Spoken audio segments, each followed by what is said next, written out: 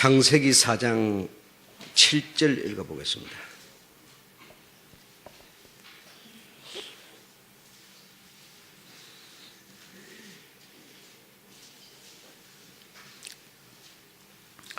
다 같이 읽겠습니다. 시작. 내가 선을 행하지 아니하면 어찌 낯을 들지 못하겠느냐. 선을 행치 아니하면 죄가 문에 엎드러느니라. 죄의 소원은 내게 있으나 너는 죄를 다스릴지니라.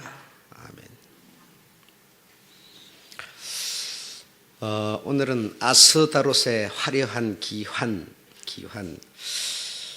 라고 하는 제목으로 말씀을 드립니다. 여러분에게 그동안 쭉 말씀드려오면서 주님의 제자들이 로마로 넘어가서 로마에서 복음을 전하고 또 그곳에서 교회들이 세워지고 믿음의 사람들이 많아지게 될 때에 그 믿음의 사람들을 로마는 그저 내버려 두지 않았습니다. 내버려 두지 않고 그들에게 누명을 씌워서 그들이 더 이상 복음을 전하지 못하도록 하는 이런 일이 발생을 하였습니다. 그래서 온 사방으로 더 흩어지는 이런 문제도, 그러니까 복음을 전하지 못하게 한다, 그러니까 나쁘다, 우리는 이렇게만 생각하지만, 그러나 전하지 못하게 하니까 그들은 또 더 흩어져서 복음을 전하려고 온 세계로 나가는 이런 확산이 있었다. 그러므로 나쁘지만 그 나쁜 것을 오히려 하나님은 역이용하실 수 있는 분이시다라는 거죠.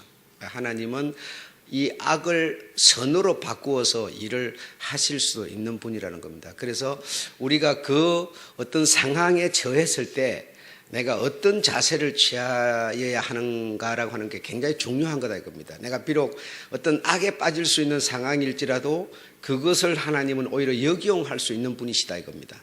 네. 그래서 이 교회, 그 당시 그 교회들이 교회 건물을 크게 이렇게 짓고 하는데 1년, 2년이 걸린 게 아니라 몇십 년씩 이렇게 걸리고 또 수십억 상상을 초월하는 이런 물질들이 들어가고 이렇게 됩니다.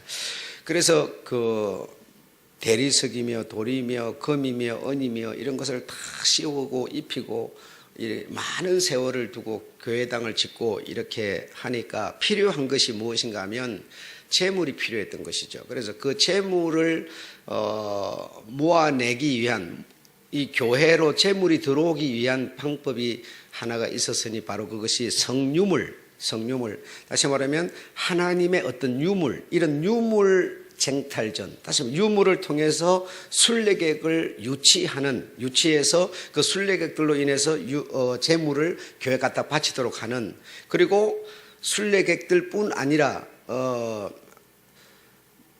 교회라고 하는 이 힘이 오늘날로 본다면 국회였으니까 교회라고 하는 그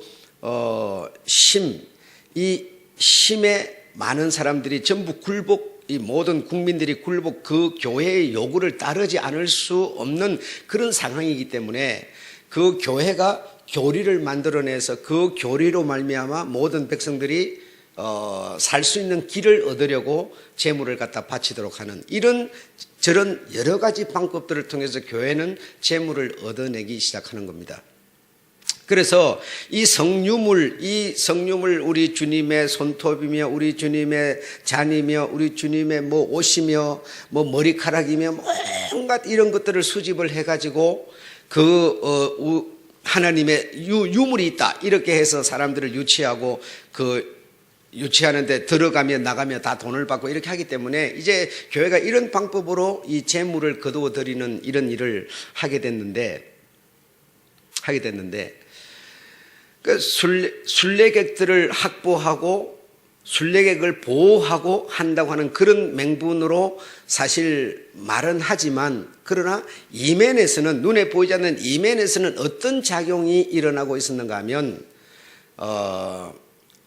그 성지라고 하는 성지라고 하면 뭐가 되겠습니까? 유물이 있다고 하는 교회가 되겠죠. 그 교회를 확보해버리는, 다시 말하면 뺏어버리는, 그래서 내 소유로 만들어버리는 이런 작용이 이면에서 일고 있었다 이겁니다, 여러분. 일고 있었다. 이런 얘기가 꼭 그런 데만 적용하지 않을 수도 있어요. 여러분, 우리가 조금만 내 인간이 가지고 있는, 인간성이 가지고 있는 욕심을 조금만 내려놓으면요, 어떤 문제가 생기는가 하면, 여러분, 우리 세상을 살아갈 때, 우리가 현실적으로 세상을 살아갈 때 이렇게 좋은 나무도 있고 과실이 이렇게 맺히는 과일 나무도 있고 막 좋은 나무들도 있고 막 이렇게 있습니다. 내 집에만 있는 게 아니라 온 사방에 있다 이 말이죠. 있는데 우리 인간성은 어떤 생각을 하느냐, 그걸 꼭 내 집에 갖다 놔야 된다고 하는 생각을 하게 되는 거예요. 그래서 내 것이어야 된다는 거예요. 내 것이어야 되고 내 집에 갖다 놔야 뭐죠? 그제서 안심을 쑥 하게 되는 게 인간성이라는 겁니다. 인간성. 이거는 무슨 인간성이냐? 탐욕의 인간성이라는 거예요. 탐욕의 인간성.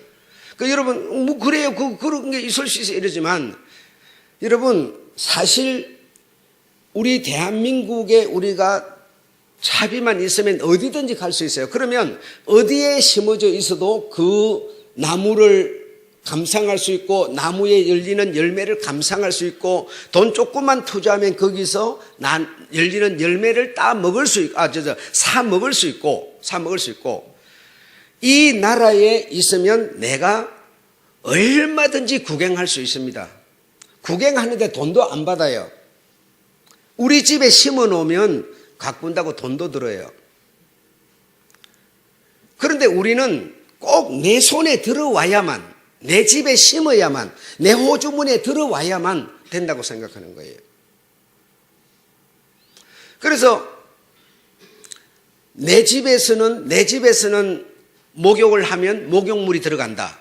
또 내 집에서 목욕을 하면 물을 데워야 되니까 전기료가 들어간다. 그리고 내 집에서 하면 내가 손해니까 어디 가요? 다른 데 가서 하는 거예요. 다른 데 내가 돈 안 내고 할 수 있는 그런 데 가서 모욕을 하는 거예요. 그러면 내 거 안 나갔으니까 나는 손해본 게 없다. 우리는 이렇게 생각하는 거예요. 그러나 이 나라 전체에서 보면 어차피 이 나라에서 정화한 수돗물이 어느 곳에서 빠져나가든 같이 빠져나가 버리는 거예요, 여러분. 다시 말해 우리가 가진 이 탐욕의 인간성은 전부 내 것으로 뭔가 만들어야만 안심이 되는 거예요. 예. 여러분에게도 있습니다. 여러분이 뭐 부끄러워서 나 있어요 이 말 못할 수 있지만 사람은 누구나 인간이 가지고 있는 그런 탐욕의 인간성이 있기 때문에 내 손에 뭔가 있어야, 뭐 저금통에 돈이 좀 들어 있어야, 내 호주머니 돈이 있어야 얼굴이 펴지고 안심이 되는 거예요. 이 나라 GNP가 올라가면 그것이 내가 지금 안 가지고 있더라도 결국 내가 살게 되는 건데도 내게 없으면 우리는 불안한 거예요. 참 묘한 겁니다, 여러분. 그래서 이 성유물이 그러면 어떤 이 성지에 있으면 그러면 그 돈을 내라 그러면 돈을 내고 가서 보면 되는 거지, 이걸 구태여 내 소유로 만들어 버려야 되겠다라고 하는 이런 생각은 필요가 없는 것이거든요. 없는 것임에도 불구하고 이 유물이 있는 이 성지를 내 소유로 만들어 버려야 되겠다라고 하는 이면의 운동이 있었으니 바로 그것이 무엇인가 하면 십자군 원정이라는 겁니다. 여러분 들어보셨죠? 십자군이라는 얘기 들어보셨죠? 십자군은 다시 말하면 우리 이 신앙생활을 하는 어떤 신에 의한 군대라는 건데, 이 군대가 어떻게 이면에서 작용을 했느냐, 성지를 탈환하는데 쓰임을 받는 이런 군사로 쓰임을 받기 시작했던 거예요. 그러니까 표면상으로는 뭐 순례객을 보호하기 위해서 십자군을 세운다 이렇게 말하지만 이면에서는 뭡니까? 보이지 않는 이면에서는 자기 욕심을 채우는 십자군이었을 뿐이다 이겁니다. 그러니까 오늘 본문은 선을 행할 목표가 아니면 뭐요? 너는 이미 죄하고 손을 잡은 거다라고 성경은 말하는 거예요. 겉으로 보기는 알 수가 없어요. 여러분, 지금 대통령 주자들이 나와가지고 막 별소리 다 해요, 여러분. 별소리 다 하는 그 이면을 우리가 알 수가 없는 거예요. 표면적으로밖에 볼 수가 없어요. 뭐 그냥 노인네들 무조건 20만 원 다 준다 그러고 뭐 별소리, 군대를 1년으로 줄여준다 막 전부 점수만 따려고 이렇게 하는데 그 이면을 알 수가 없어요. 이면을 여러분. 이면에서 과연 무슨 인간성의 탐욕 때문에 당신이 그렇게 하고 있는지, 아니면 정말 국민을 위해서, 아니면 선을 위해서 내가 그런 공약을 내걸고 있는지, 그거는 자신밖에 모르겠지만, 그러나 그 내거는 공약이 선이지 않으면 뭐라고요? 이미 악과 손을 잡았다라는 얘기예요. 악과 손을 잡았다는 얘기예요. 그러니까 눈으로 볼 때는 십자군이 굉장히 어떤 순례객을 보호해주고 성지를 지켜주고 하는 그런 기사단이지만, 그러나 내면은 그런 게 아니었다라는 겁니다. 지금 이런 얘기가 뭐 미국 트럼프한테도 중국 시진핑한테도 다 적용되는, 이 북한의 김정일한테도 정은이한테도 지금 다 적용되는 얘기인데, 그 임에는 아무도 올 수 없죠. 그러나 누구예요? 하나님은 다 아시는 거예요. 하나님은 모르실 수가 없어요, 여러분.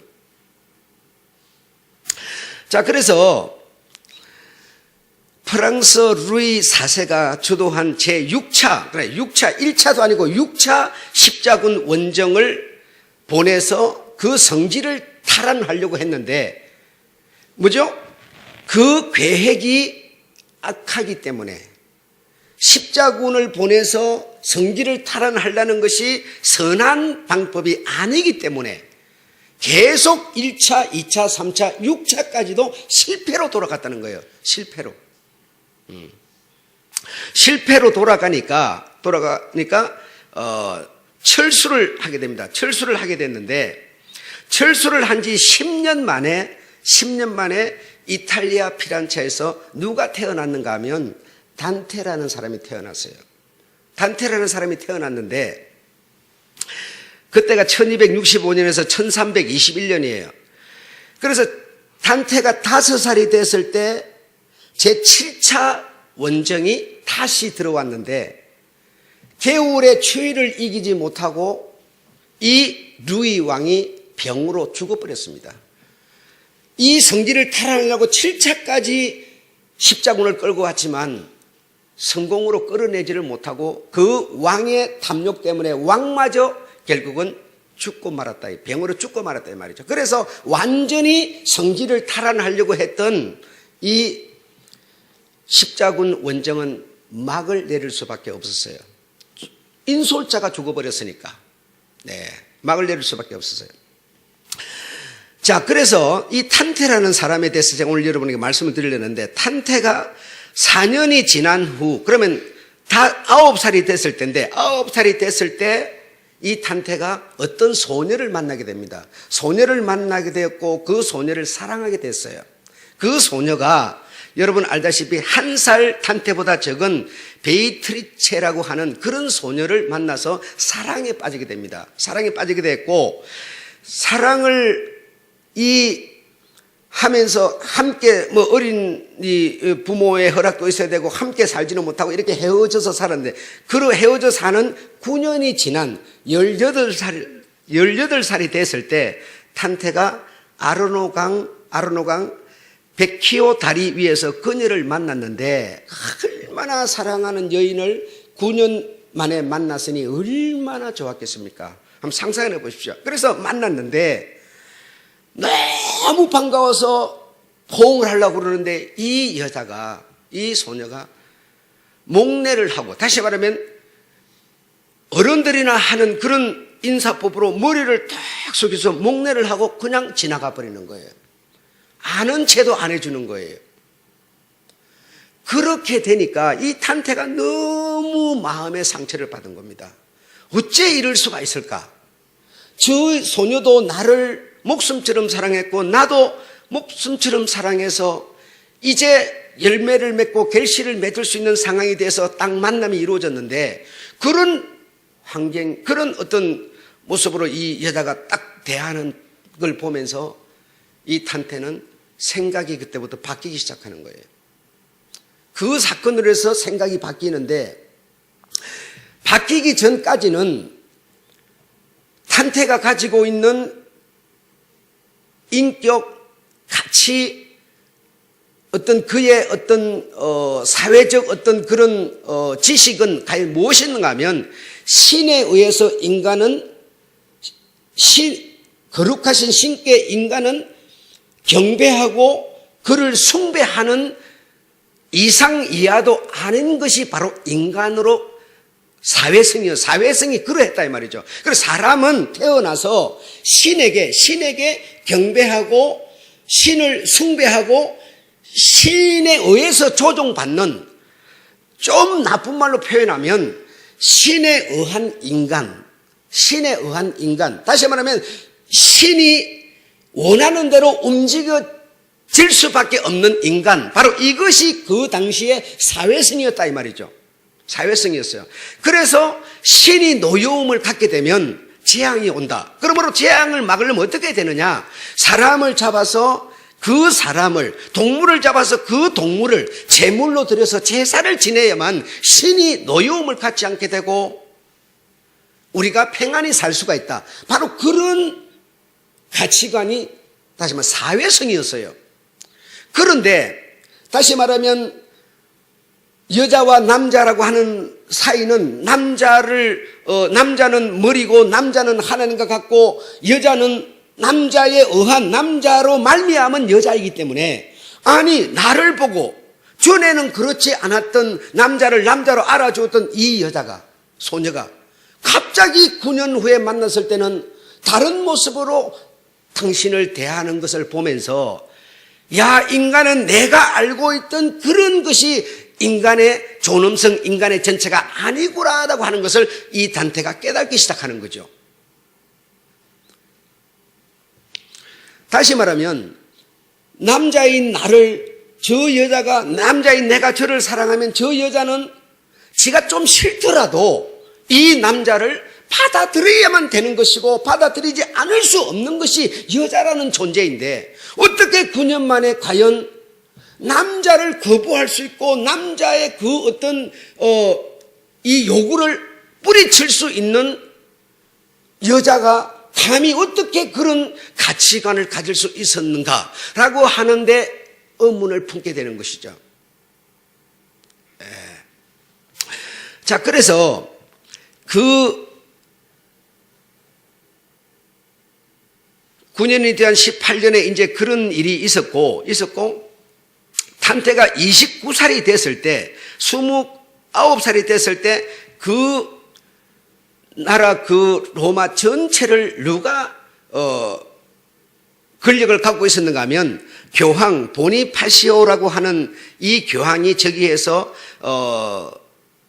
교황의 어떤 일을 하고 있었는데, 이 로마 역사는 보니피시오를 보고 뭐라고 그러는가 하네, 악의 화신이다 이렇게 표현을 해요. 악이라는 악은, 이 교황은 이 모든 악이라는 종류는 행해보지 않은 것이 없을 만큼 이 보니피시오는 완전히 악의 화신이었다, 이렇게 역사는 기록을 해놓고 있습니다.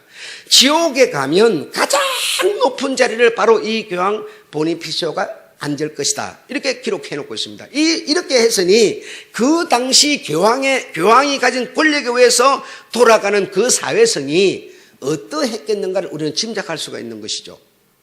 네. 자, 그래서 도무지 어떤 교회의 권력 앞에 모든 백성들이 숨을 죽이고 그 요구를 거부할 수 없고, 그 요구가 오면 반드시 내가 행하지 않으면 안 되는 이런 상황이 사회성이었으니, 이 여자가 하는 그 어떤 행동을 보면서 과연 이 하나님의 권력을 가진 교황에게 우리는 인격도 없고 어떤 가치관도 없이 그가 요구하면 그냥 복종하고 숭배하고 하는 그런 존재가 인간이 아니구나. 남자인 나를 여자도 거부할 수도 있구나 라고 하는 생각을 이 단테가 하게 되는 겁니다. 그러면서 이 교황 보니피시오의 그 어떤 독재성에 대해서 반기를 드는 계기가 만들어지는 겁니다. 그래서 그때부터 이 단테는 9년에 걸쳐서 맹작을 만들어내는데 무엇을 써냈는가 하면 문학 작품을 만들어냈는데 바로 신곡이라고 하는 것을 발표하게 됩니다. 신곡. 다시 말하면 신의 찬양, 신을 찬양하는 것이 어떤 것이냐라고 하는 것에 대해서 이제 9년에 걸쳐서 문학 작품을 펼쳤는데 그동안은 신에 의한 인간, 신을 숭배하고 경배할 수밖에 없는 신의 조종을, 신이 원하면 사람을 요구하면 사람을 잡아서라도 드려야만 되는 것이 바로 신과 인간의 관계였는데 이 단테는 신곡을 발표한 신곡의 내용이 무엇인가 하면 신곡이라는 것은 신에게 인간은 경배하는 존재라는 뜻인데 그가 쓴 신곡은 지금까지 사회성으로 깔려있는 그런 신곡이 아니었어요. 다시 말해 인간의 가치를 당신이 스스로 내가 발견하고 내가 자의로 그 신을 경배할 수 있는, 다시 말하면 어떤 강압이 아닌, 어떤 숭배가 아닌, 내가 참으로 그 인간이 어디서 어떻게 태어나서 어떻게 만들어서 인간이 누군가를, 인간에 대해서 자발적으로 깨닫고 알아서 하나님을 경배하는 존재가 바로 인간이다라고 하는 것을 이 단테가 신곡을 통해서 펼친 것이죠. 그래서 결국은 1517년에 루터라고 하는 그 개혁자에게 이 종교를 개혁해야만 될 수밖에 없는 빌미를 제공할 수밖에 없었던 것이죠. 그러니까 이런 앞에 당신의 목숨을 내걸고 이 신앙을 지키기 위해서 순교의 현장으로 발을 디뎠던 이런 사람들 때문에 오늘 우리가 가진 좋은 신앙을 우리가 이어받을 수 있게 된 것이지 그냥 우연히 이어받아진 게 아니라는 겁니다, 여러분. 아니라는 겁니다.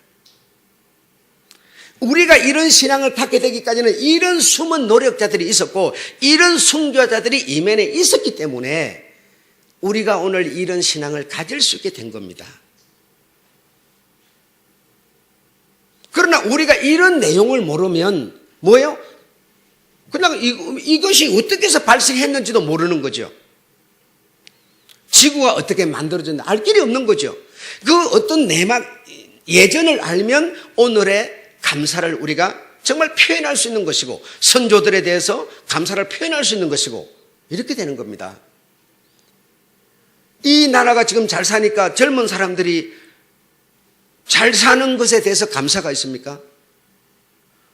흰쌀밥 먹는 것에 대해서 감사가 있습니까? 없습니다. 그냥 원래 그런가 보지. 태어나니까 그랬으니까. 그러나 흰쌀밥을 먹도록 하기 위해서 얼마나 우리의 선배들이 수고했는지 아십니까, 여러분? 예. 그걸 아는 사람은 내가 흰쌀밥을 먹고 이렇게 편안히 좋은 옷을 입고 살 수 있게 된 것에 대해서 감사하지 않을 수가 없는 것이죠. 없는 것이죠, 여러분. 자, 그래서 신의 영광을 위해서 무조건 인간은 복종하고 순종해야 되고 억압을 당해야 되고 이런 존재가 인간이 아니다라고 하는 것을 이 단테는 그 여자가 당신의 사랑을 거부하는 것으로 말미암아 발견하게 됐던 겁니다. 그래서 자신의 삶 그리고 내 이름의 영광, 존재의 의미, 나는 역시 자각적인 존재로구나. 누구 때문에 사는 존재도 아니고 누구에 의해서 사는 존재도 아니고 나는 난데 나라는 존재가 어떻게 발생하였느냐. 나라는 존재는 내 목숨은 내 삶은 내가 책임을 져야 되고 내가 책임을 지고 내가 그 삶의 어떤 발전과 영위를 위해서 노력해야 되고 이 자신에 대한 어떤 자발적인 것을 깨닫고 자발적으로 이제는 나를 만드신, 사람을 만드신 하나님께 자발적으로 경배하고 찬양하게 되는 이런 내용으로 이 신곡을 발표했던 것이죠. 예. 그렇지 않았으면 우리가 들어서 알지만 이 캐톨릭에서 성도들을 보고 성경도 읽지 마세요. 예. 성경도 읽지 마세요. 그냥 신부가 시키는 대로 하세요. 이랬어요. 그게 뭡니까? 똑같은 얘기죠. 예. 신이 노여움을 타면 안 되니까 사람을 이삭을 잡아서 제물로 드리라 그러면 그 독자 이삭이라도 제물로 바쳐야 되는 이런 관계가 신과 인간의 관계로 생각했던 것이죠, 여러분. 했던 것이죠. 그런데 완전히 그 여인의 그 어떤 반항이 아니라 저 남자를 거부할 수 있는 인격을 저 여자도 가졌다고 하는 그런 어떤 여자를 보면서 당신의 그 어떤, 그리고 이 사회에 깔려있는 사회성을 이 사람은 발견하게 됐던 것이죠. 그래서 이 단테가 신곡을 발표한 이것이 굉장한 내용, 당시로서는 아주 획기적이고 상상을 뒤엎어버리는 그런 어마어마한 내용이었죠. 예. 지금은 자유가 있어서 뭐 대통령에 대해서도 목사가 감히 말을 하고 옛날 같으면 잡아다 목 팍팍 나를 텐데 막 소리치고 막 얼마든지 하지만 당신은 그렇지를 못했단 말이죠. 정말 이 신에 대한 숭배는 그야말로 상상을 초월할 만큼 이 어떤 경배해야 되고 그 앞에서 억압받는 이런 존재였는데 그 사실을 뒤집어 엎었으니 여러분 얼마나 대단했겠습니까? 대단한 발견이었죠. 인간에 대해서 인간은 이런 존재다. 전에는 이런 존재였지만 인간은 자발적인 존재다. 내 자신의 책임은 나에게 있다. 나에게 있는 자발적인 인간, 내가 내 개인의 가치관을, 내 삶의 어떤 발전을 내가 영위할 수 있다. 그런 존재인 내가 차의적으로 하나님을 경배할 수 있는 존재다 하면서 딱 이걸 발표했으니 여러분 얼마나 대단했겠느냐 이거죠. 그런데 이 신곡의 주인공이 누구인가 하면 이 신곡이라고 하는 이 내용을 이 단테는 누구를 주인공으로 해서 이 신곡을 썼는가 하니 당신을 거부하고 떠나가 버린 이 소녀를 주인공으로 해서 이 신곡을 만든 거예요.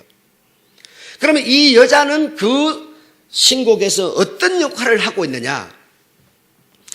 자발적으로 당신을 발견하고 나의 삶의 책임은 나에게 있는데 내라는 사실을 내가 발견하고 내가 자발적으로 하나님을 경배하고 하나님을 섬기는 그런 영혼을 하나님께로 인도하는 역할을 맡은 자가 당신을 거부하고 떠나가 버린 그 소녀가 그 역할을 맡아서 이 신곡을 쓰게 된 것이죠. 그런데 이 정말 상상을 뒤엎을 수 있는 아주 획기적인 발전인 이 신곡이 오늘 제목에 아스다롯의 화려한 기한이 될 줄을 과연 누가 알았겠느냐 이겁니다, 여러분. 이 신곡을 통해서 피란체 대학에서 강의를 하고 있던 보카치오라고 하는 이 사람은 신곡을 중심해서 강의를 하고 있는 중에 영감을 받아가지고 무엇을 발표를 했는고 하니 바로 피아메타라고 하는 그런 당신으로 말미암은 신곡에 대비된, 다시 말하면 신곡은 내가 자발적으로 하나님을 찬양하는 그런 내용을 강의하다가 영감을 받아가지고 이 보카치오가 다시 말하면 새로운 문학 작품을 다시 만들어내게 되는 겁니다. 그 작품은 어떤 것인고 하니 인간은 하나님을 경배할 필요가 없다는 겁니다. 인간이 주인이고 인간이 경배를 받아야 되고 인간이 하나님을 경배할 대상이 아니라 인간은 그냥 인간일 뿐이다. 이런 내용으로 영감을 받아가지고 이 문학 작품을 이 사람이 다시 펼쳐낸 겁니다. 그래서 이 피아메타라고 하는 이 내용의 주제는 무엇이냐면 지상적으로 인간은 이 땅에서 쾌락, 감각을 추구하는 그런 존재가 인간이다라고 하는 겁니다. 인간이다. 그래서 이 인간이 이 땅에서 쾌락을 추구하고 인간이 주인이니까 인간이 얼마든지 이 땅에서 누구를 경배하는가?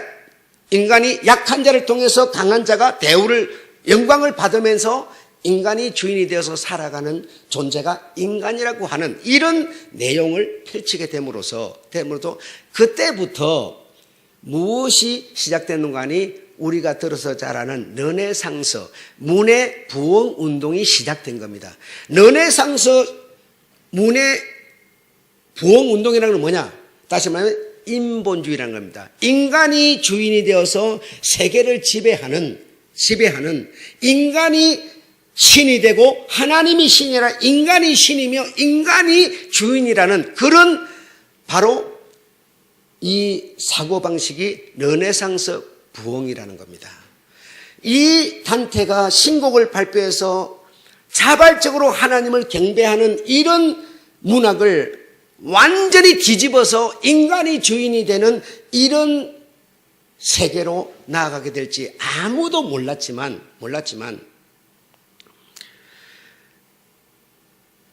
그런 데서 어떤 그 선이라고 하는 데서 영감을 받아가지고 악을 창조해내는 것이 바로 이 세상에 인간이라고 하는 존재로 말미암아 발생되는 그런 일들이죠.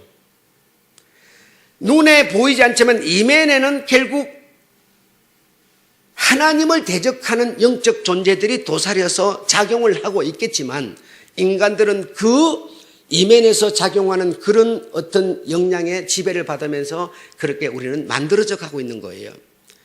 나라고 하는 존재가, 여러분이 하는 존재가 과연 지금 믿음을 가지고 하나님을 경배하는 이런 어떤 신앙을 가지고 내가 이 세상 속에 살고 있지만 나라는 존재가 과연 하나님이 원하는 그런 정말 하나님이 점수를 딱 줄 수 있는 이런 수준으로 과연 내가 매겨져 가고 있는가? 아니면 이것을 이용해서 내 탐욕의 종이 되어서 내가 과연 살아가고 있는가? 그 이면에는 지금 분명히 작용하는 세력이 있을 거예요. 겉으로 나타나지는 않아요. 이면에서 내 마음을 움직이고 정신을 조종하고 믿음을 통해서 지금 네가 이런 어떤 목표를 세우는데 이 목표가 세워진 이것이 과연 하나님이 점수를 줄 수 있는 목표냐? 아니면 인간 네가 가진 네 탐욕으로 말미암은 목표냐라고 하는 것은 여러분 내가 세웠으니까 다 나는 맞다고 그럴 거예요. 내가 세웠으니까. 그러나 그게 꼭 안 맞을 수도 있어요, 여러분. 안 맞을 수 있어요. 자, 여러분 제사를 지냅니다. 우리가 예배를 드립니다. 예배를 드리면 이 드리는 예배가 하나님이 정말 받을 수 있는 예배를 여러분은 드리고 있다고 생각합니까? 그러면 여러분 아멘 할 거예요. 그러나 여러분이 하나님이 받지 않을 수 있는 예배를 드리는 사람도 여기 있어요, 여러분. 하나님이 드리는 여러분의 예배에 점수를 안 줄 수 있는 상황의 사람도 있어요, 여러분. 여러분이 지금 만약에 내가 나이가 50이 되고 60이 돼가지고 수요일은 이 시간 예배 드리는 시간, 내가 중직자니까 예배 드리는 시간에 이 시간에 나와서 예배 드려야지 라고 하는 이런 어떤 그저 그동안 쭉 세월이 흐르면서 젖어 있는 그런 아주 맹목적으로 그냥 그때는 항상 원래 그래 해야 되는 거야. 이런 어떤 습관에 젖어서 드리고 있는 예배를 하나님이 과연 점수를 줄까 안 줄까도 우리는 생각을 해봐야 돼요. 내가 지금 어떤 계획을 세워놓고 그 계획을 성취하고 그 계획을 이루어내기 위해서 지금 내가 하나님께 내가 예배를 드리면 하나님이 나를 보시고 이 내 계획을 이루어 주실 거야. 이런 생각을 해가지고 예배를 드리는 사람도 있을 거예요. 있는 그 사람을 과연 하나님이 점수를 줄까도 여러분이 생각을 해봐야 돼요. 오늘 본문에 보면 두 사람이 하나님께 똑같은 귀한 것을 갖고 제사를 지내고 있습니다. 표면적으로는 똑같이 귀한 제사예요. 하나도 틀린 제사가 아니에요. 어떤 목사들은 공물을 들었기 때문에, 어떤 목사는 피를 들었기 때문에 아니 옳시다. 피라고 받는 것도 아니고 공물이라고 받는 것도 아니에요, 여러분. 그런데 두 사람이 똑같은 시간에 똑같이 제사를 지냈지만 한 사람의 제사는 연락이 안 돼요. 한 사람의 제사만 연락이 됐어요. 그리고 이 사실을 정확하게 말해주는 목사가 없어요. 그래서 피에게 생명이 있으니 생명의 제사를 드린 아벨의 제사를 받았다고 말하고 있어요. 아니 옳시다. 그런 뜻이 아니에요. 그러나 우리가 듣고 배워온 신앙은 전부 그것이 내용이었어요, 여러분. 가인은 어떤 제사를 드렸다는 겁니까? 선을 목표로 해서 제사를 지내지 않았다는 겁니다. 아벨은 선을, 다시 말하면 제사를 하나님께 드리는 그 결정적인 목적이 무엇인고 하니 선을 목적으로 해서 제사를 드렸다는 겁니다. 아벨은 선을 행함으로의 선에 의한 제사를 지냈고 가인은 선으로 말미암은 선을 목적으로 한 제사가 아니었어요. 장남이니까 내가 이 제사 드리면 하나님이 잘해주겠지. 모르겠어요. 무슨 생각을 갖고 제사를 지냈는지 모르지만 하나님이 판단을 내릴 때는 네가 드리는 제사의 내용은 선이 없어. 네가 드리는 제사에는 선이 있어. 이렇게 표현된 거예요, 여러분. 그러므로 내가 지금 예배를 드리는 이것이 선으로 말미암은 예배인지 나는 선이라고 하는 것을 목적으로 해서 제사를 드린다고 말하겠지만 하나님이 점수를 주는 게 중요한 거예요. 하나님 주는 점수가 중요한 거예요. 여러분, 인간적으로 생각할 때 저 앞집에 보면 솔나무 좋은 것도 있고 막 열매가 열리는 나무가 있어요. 여러분, 저거 나도 심어야 되겠다. 그게 나쁩니까, 여러분? 여러분, 하나도 나쁘지 않다고 그럴 거예요. 그러나 그 이면에는 무엇이 있습니까? 탐욕이라는 게 도사리고 있는 겁니다. 저 집에 있는 저게 참 좋으니까 저 집에 있는 것을 내가 봄으로 그냥 만족하고 감격하고 기뻐할 수 있는데도 불구하고요, 내게 꼭 있어야만, 내 집에 있어야만, 내 땅에 심어야만 내가 행복감이 들 수 있는 것은요, 이거는 하나님이 준 선이 아니고 내 탐욕으로 말미암은 선이라는 거예요. 여러분, 이해가 안 되시죠? 예, 안 되시는 분은 더 영으로 성장하셔야 돼요. 네. 여러분, 내가 결혼을 했는데 자식이 없어요. 다른 놈들은 자식이 가지고 애기를 둘, 세 명 만나면 나는 결혼해 자식이 없어요. 그러면 뭡니까? 하나님 신앙생활하는 나는 내가 미운털이 받겠어요. 내가 자식도 안 주고 돈도 안 주고 이게 뭐예요 도대체? 막 이래. 저 사람은 내가 볼 때 별거 아닌데 막 돈도 주고 자식도 주고 이렇게 잘하면서 이게 뭐 하는 거예요? 막 이러는 거예요. 여러분, 그게 우리의 모습이에요. 큰 의미에서 보면, 여러분, 그러면 5살 먹는 아이가 그러면 교통사고로 죽으면 하나님이 그 아이는 그러면은 천국에 안 데려갑니까? 60살 먹어서 죽어야만 그럼 하나님 데려갑니까? 아니에요. 5살 먹어서 아이가 죽어도 6살 먹어서 사람이 죽어도 정말 하나님 안에 있는 데는 그냥 다 데려가는 거예요. 데려가는 것처럼 하나님의 자녀, 내가 결혼해갖고 내게 자식이 없더라도 남에게 있는 자식으로 말미암아 우리가 기뻐할 수 없어요. 우리는요, 남의 자식은요 이쁘지도 않아요. 내 자식이라야 그냥 내가 볼 때는 행편없이 말도 안 듣는데요, 내 자식이라야 우리는 좋지. 남의 자식은 절대로 안 예뻐요. 그냥 뭐 잘난 체 해샀는 것도 또 미워 죽겠어요. 그냥 어떻게 되는 게. 이게 우리의 뭐예요? 탐욕입니다. 아시겠어요? 남이 갖고 있는 것을요 찬양을 해주지를 못해요. 우리는 여러분, 뭐든지 내게 있어야만 되는 거예요. 없으면 안 된다니까. 그러네. 어? 나는 돈이 없고 남이 가지고 있으면요, 저놈은 뭐래가 돈을 저렇게 벌었을까? 난 왜 내가 똑같은데 나는 안 될까? 절대로 만족을 못해요. 남이 갖고 있는 거는 인정을 안 해요. 그 조금만 한 단계 뒤로 물러서서 딱 보면, 그림을 보면 저가 갖고 있는 거냐, 다 하나님 안에서 주어져 있는 것인데도 절대로 그는 인정 안 하고 싶어요. 내게 와야만 나는 되는 겁니다. 어쨌든 내게 와야만. 그러므로 똑같은 제사를 지내고 있었던 한 사람은 선이라고 하는 것을 목적으로 해서 제사를 지낸 게 아니라는 것을 지금 하나님은 말씀하고 있는 거예요. 한 사람은 선이 아니라 인간성이 가진 탐욕으로 말미암아 제사를 드렸다는 겁니다. 탐욕으로 말미암아 드린 제사를 하나님이 받는다면 하나님도 똑같은 분이 되어버리죠. 안 그렇습니까? 뻔히 아는데 두 사람이 나쁜 짓을 하려고 그러는데 이 한 사람이 이걸 알아요. 아는데 여러분 입 딱 닫아버리면 어떻게 돼요? 똑같은 공범되는 거예요. 이와 마찬가지로 하나님이 지금 탐욕으로 말미암아 탐욕의 인간성으로 제사를 드린 이 가인의 제사를 알면서 흠명해버리면 탐욕으로 말미암은 가인과 같은 인간처럼 하나님도 돼버리는 겁니다. 그래서 아무리 장자의 제사였지만 하나님은 그의 제사를 거부할 수밖에 없었던 겁니다. 선이라고 하는 것이 과연 여러분 남의 것 좀 안 훔쳐먹는 이거를 보고 선이라고 그러는 게 아니죠.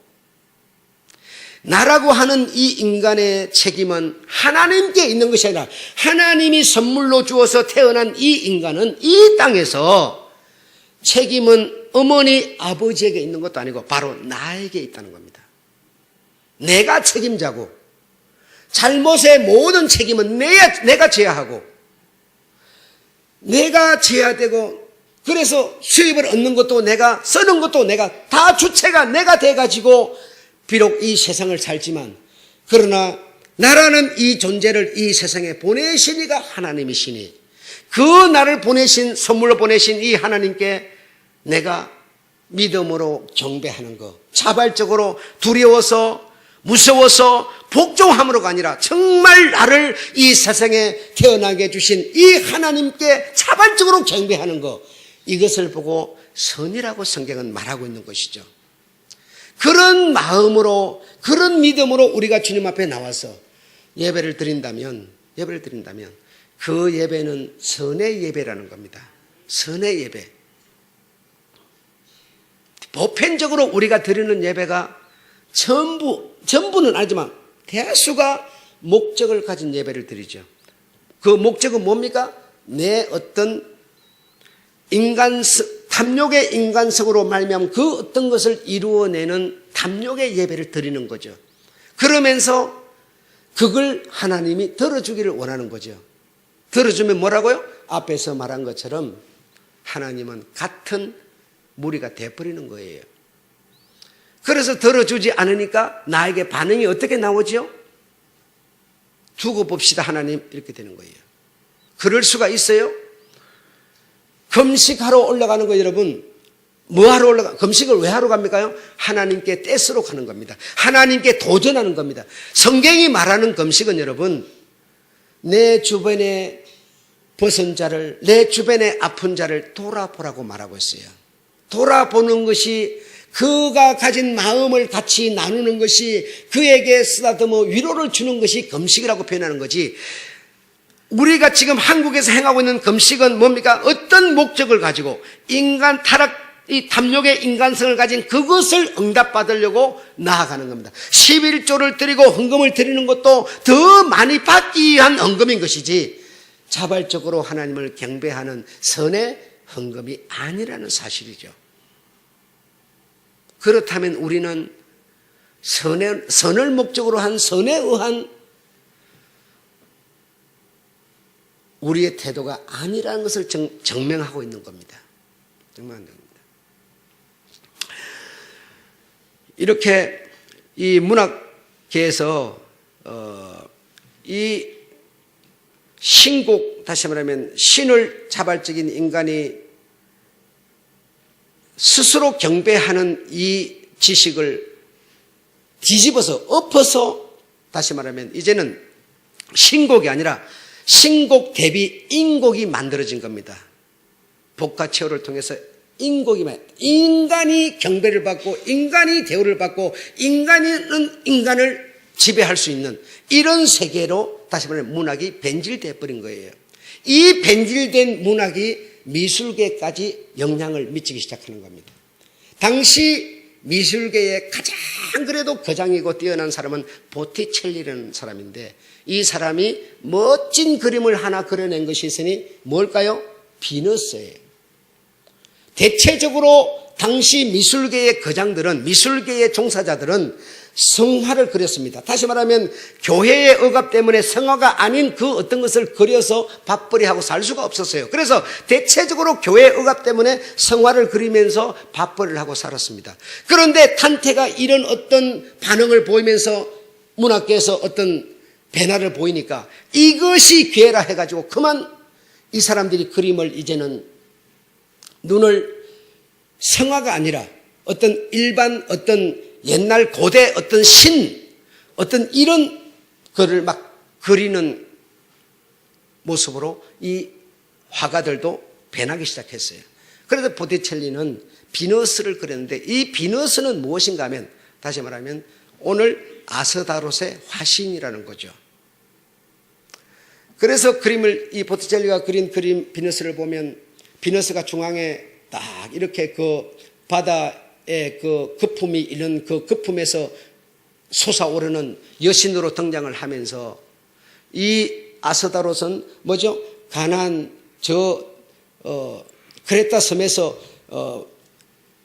물이 출렁거리는 그 거품 있는 거기서 솟아오른 여신이 바로 아스다롯입니다. 그래 아스다롯, 이 비너스는 이 거품 있는 그 거품 속에서 솟아오르는 그 멋진 형상을 하고 가운데 있고, 오른쪽에는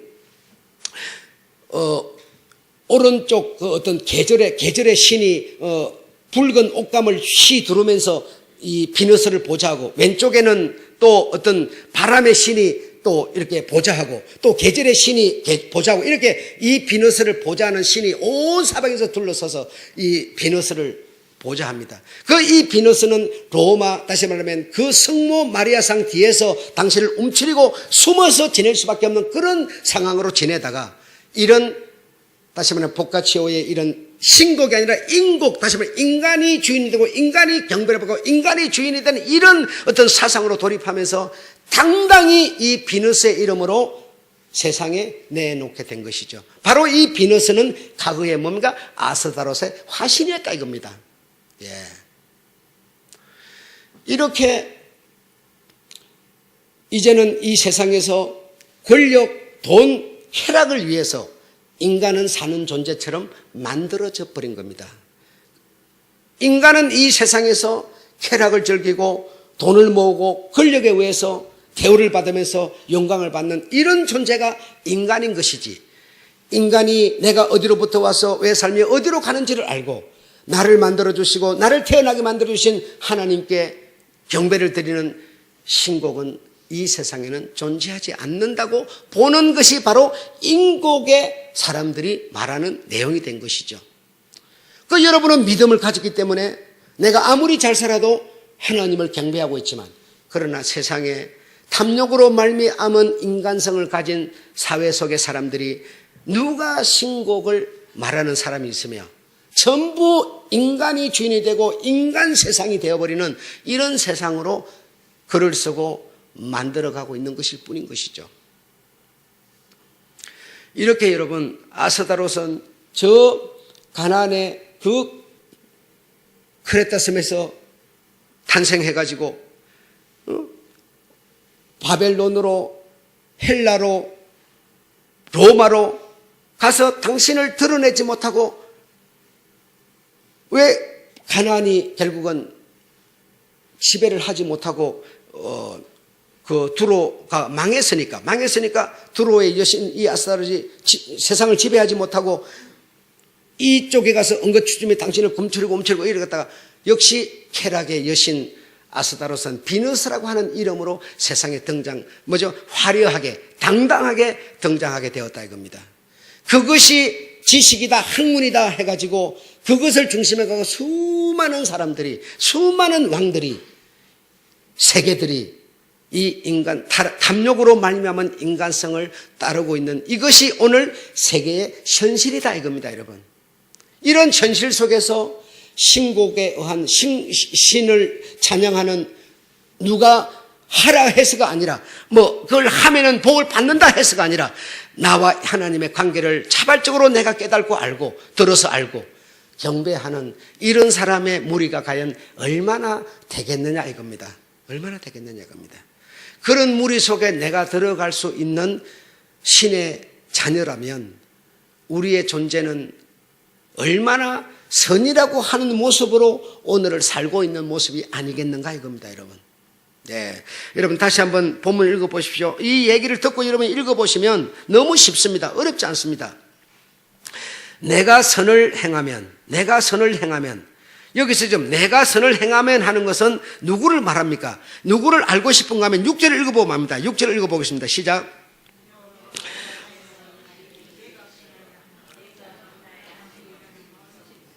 여호와가 가인에게 이르시되 내가 분하여 함은 어쩌미며 안색이 배남은 어쩌미뇨. 다시 말해 네가 선을 행하지 않았기 때문에 네가 지금 안색이 배나는 거다 하면 내가 안 받아서가 아니라 네가 선을 목적으로 해서 제사를 안 드렸다 이겁니다. 여러분 하나님 볼 때는 하나님 그렇게 판단을 내리는 거예요. 그런데 가인은 왜 내 제사를 안 받아 똑같은 제사인데 왜 안 받아주냐는 거예요 지금. 응?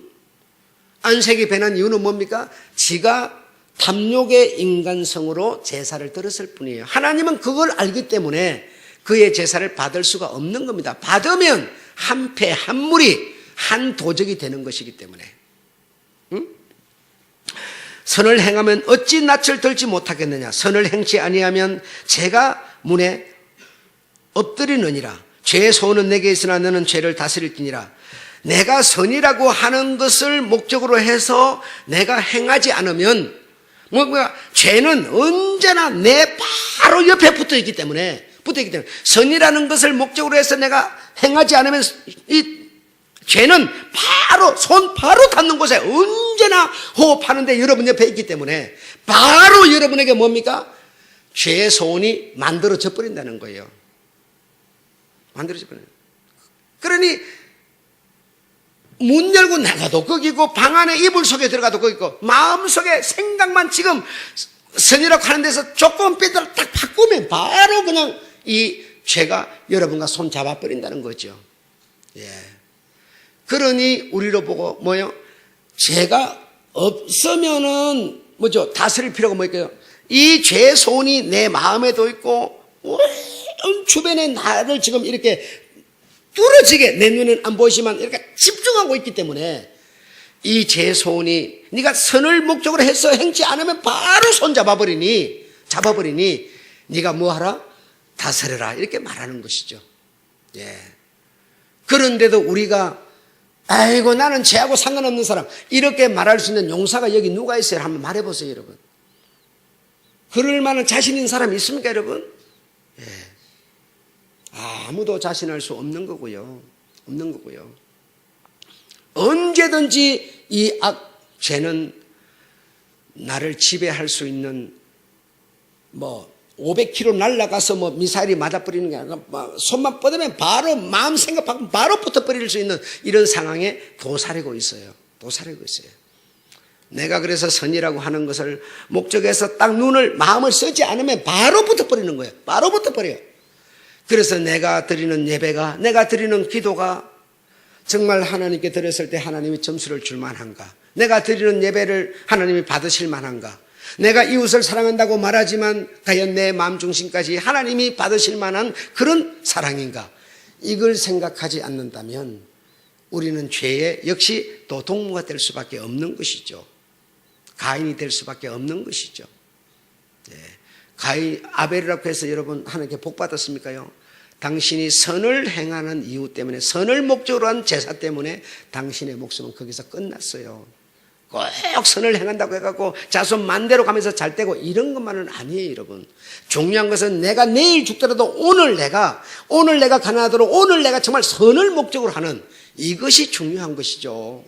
내 삶이 가난하고 힘들고 어려울지라도 내일을 알지 못하는 내가 오늘 이 순간만큼에도 나는 정말 선에 서 있고 싶다. 선이 나의 진짜 목적이 될 수밖에 없는 그런 마음. 그것이 내가 가지고 있는 것이 중요한 것이지 잘 때 가지고 어쩌고 이런 게 아니죠. 내일은 어찌 될지 몰라요. 무슨 일이 있을지 몰라요. 역시 아벨은 내일은 뭐요? 바로 죽는 일이었어요. 그럼에도 이 선이 아닌 어떤 악한 마음, 어떤 마음을 먹고 제사를 딱 지냈으면 아벨이 뭐요? 하나님이 잊어서도 다 안 받을 테니까 죽지는 않았을 거 아닙니까? 근데 다 정말 선언이라 정말 내가 형님도 아니고 동생인데다가 형님이 있고 또 나를 낳아주신 아버지도 있고 그 아버지 하나님도 있고 정말 뭐 내가 뭐 주장할 게 뭐 있어. 하나님이 주면 받고 안 주면 안 받고 정말 내 인생의 책임은 내게 있지만 그러나 내가 그 하나님을 내가 내 자유로 경배하라. 어떤 이런 자세로 딱 이 선으로 제사를 지내는 이유 때문에 상황은 죽음이었지만 그러나 하나님은 그 아벨의 제사를 받으셨고 아벨 대신 또 셋을 주셔서 노아를 주셔서 아브라함을 주셔서 예수를 주셨으니 역시 예수의 그 줄기에 누가 있어요? 죽지 않고 아벨은 살아있는 것이었죠. 그러면 오늘 내가 정말 선이라고 하는 것으로 생활을 하고 마음을 먹고 딱 이렇게 작업을 했을 때 그것 때문에 내가 어려움이 왔다 하더라도 내가 이 선으로 행했던 그 줄기에 누가 있어요? 예수가 있고 아벨이 있지 않겠습니까? 예. 얼마나 잘 사느냐 오래 사느냐 이게 목적이 아니라는 것이죠. 중요한 것은 오늘 내가 선이라고 하는 것으로 예배를 드리느냐 기도를 드리느냐 사랑을 하느냐 이웃을 섬기느냐라고 하는 것이 중요한 줄로 믿습니다. 우리 주님이 은혜 베푸신 것은 고난을 받으신 것은 이런 우리가 되기라고 하는 것이지 예수 그분 십자가에 죽은 그거 이용해가지고 내 탐욕의 인간성을 채우라고 이 고난을 받으신 것은 아니라는 것이죠. 여러분 아셨죠? 네, 마치겠습니다.